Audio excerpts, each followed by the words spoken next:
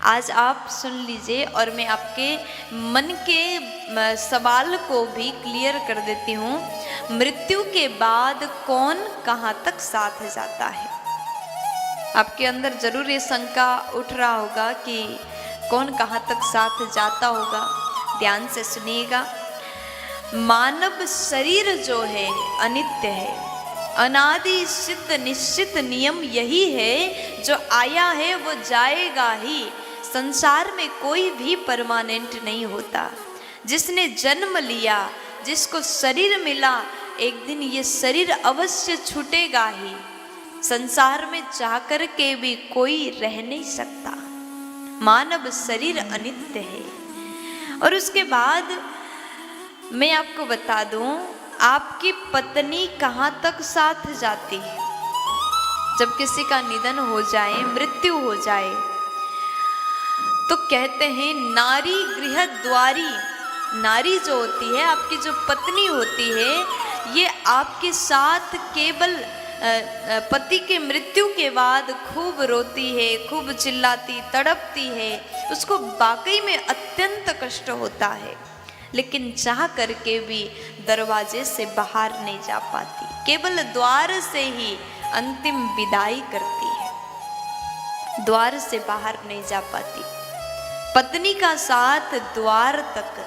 और उसके बाद आपके जो अड़ोस पड़ोस के लोग हैं, आपके दोस्त हैं, आपके सखा मित्रगण हैं, वो आपके अंतिम यात्रा में साथ रहेंगे। अंतिम सब यात्रा जो होता है, आप जब संसार से विदाई लेते हैं तो उसके बाद अंतिम यात्रा में आपके दोस्त, आपके परिजन आपके साथ वहाँ तक होते हैं।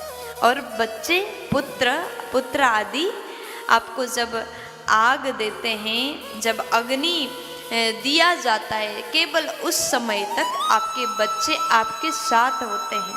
फिर उसके बाद का सफ़र अकेले ही करना होता है। केवल एक के लिए नहीं, संपूर्ण मानव के लिए ऐसा ही होता है।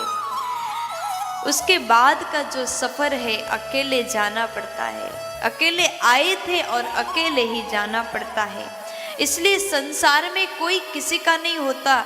जब तक यहाँ रहते, कुछ साल, 60 साल, 70 साल जब यहाँ हम रहते हैं, पहले तो 100 साल, 110 साल इतना भी लोग जीते थे। लेकिन आजकल हर चीज़ में, भोजन में मिलावट, केमिकल, पॉइजन आदि के कारण व्यक्ति के उम्र कम हो रहा है।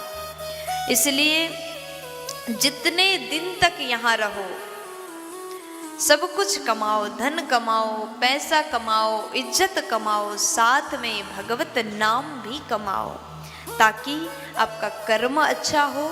जब तक यहाँ हो, कर्म को सुधार लो, अच्छा काम करो, गरीब की सेवा, दुखी की सेवा। आपके पास धन है तो सभी के ऊपर थोड़ा कृपा करो, गरीब के ऊपर कृपा करो, सेवा करो। क्योंकि उसके बाद का जो यात्रा है, अकेले कर्म के साथ आपको जाना पड़ेगा। यहाँ तक कि ये जो पांच भौतिक शरीर है, ये भी साथ छोड़ देगा।